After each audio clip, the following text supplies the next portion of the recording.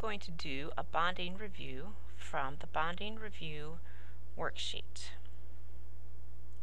So if you want to grab your bonding review, actually your bonding worksheets, I'm going to look at worksheet number 3. And I'm going to pick some of those off of there. So let's look at number 1. Number 1 says N2, that's diatomic nitrogen. We need to do the drawing. So we start with a nitrogen and a nitrogen. It's a molecular compound or covalent, so at least has one single bond. And then we have to go through the process of the perfect and the actual, and these are the valence electrons, and we have 2 nitrogens. If nitrogen were perfect, it would have 8 valence electrons. 2 times 8 is 16. But nitrogen actually has 5 valence electrons. If you look at the periodic table, it's in group 5. It has 5 valence electrons. And there's 2 of those. 2 times 5 is 10. Now we go 16 minus 10 is 6. And then the trick is you divide by 2, and that gives us 3 bonds. So this compound has 3 bonds. Right now we have 1 because we started with 1. And let's do 2, and let's do 3. Now we need this magic number 10, that we have to have 10 electrons altogether. So we have 2 electrons, 4, 6, and then we'll do 8, and we'll do 10.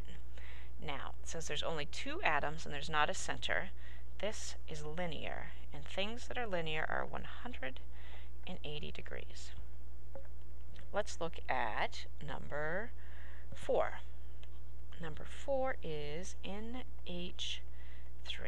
The single thing usually goes in the center. We'll put nitrogen, and we will draw single bonds to the hydrogens because they have at least a single bond. And we'll do the perfect and the actual again. Make a little chart, a perfect, the actual. We have 1 nitrogen, we have 3 hydrogens. If nitrogen were perfect, it would be 8. If hydrogen could have the perfect valence, it would be 2. 3 times 2 is 6, plus 8 is 14. But nitrogen actually has 5, it's in group 5. And hydrogen actually has 1, it's in group 1. So 3 plus 5 is 8. And we go 14 minus 8 is 6. We divide by 2 to give us 3 bonds.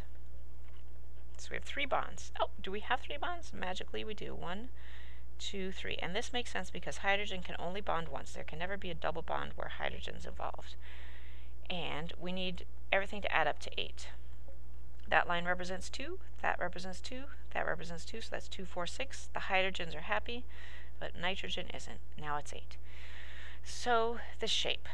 I see 4 things around nitrogen, and I'll show you the 4 things. There's 1 thing, there's 2 things, there's 3, and there's 4. When you have 4 things around the center, it's 110 degrees.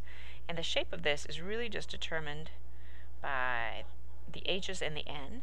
And if you look at your notes, in that data table, 3 things with a lone pair is trigonal pyramidal.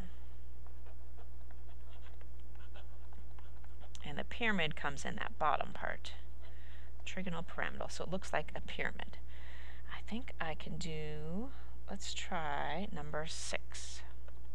Number 6 on worksheet 3 is SO3. We're going to put the S in the middle. We have 3 O's. It looks like they might be this far apart, but that may not be true.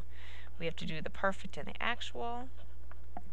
So we have S, we'll do 3 O's.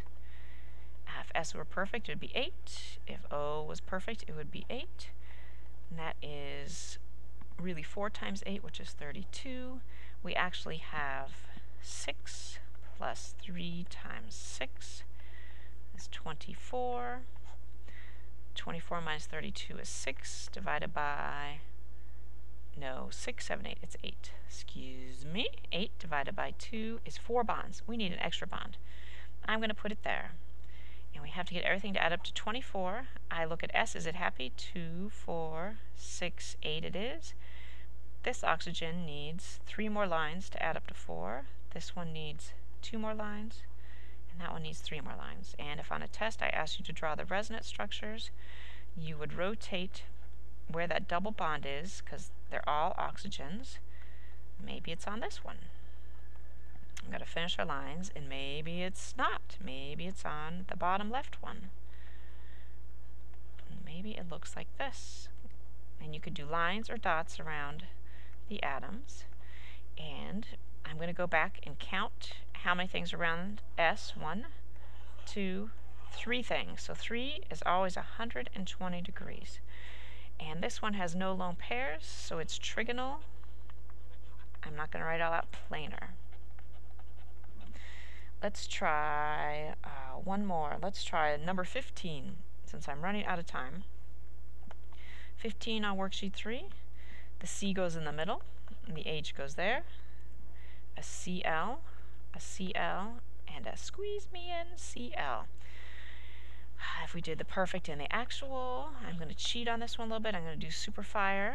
We have, maybe I won't. We have the C's, we have CL's, and we have H. So it would be 8 plus 2 times 8 plus, that's an H there, plus 2. That would be 24, 25, 26. And actually we have 4 plus 2 times 7 plus 1.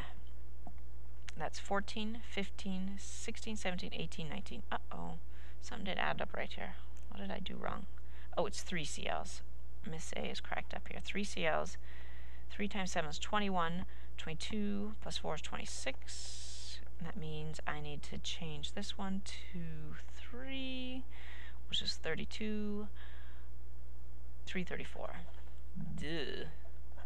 34 minus 26 is 4 plus 4 is 8. 8 divided by 2 is 4 bonds. We got 4 bonds. I wasted a lot of time on that.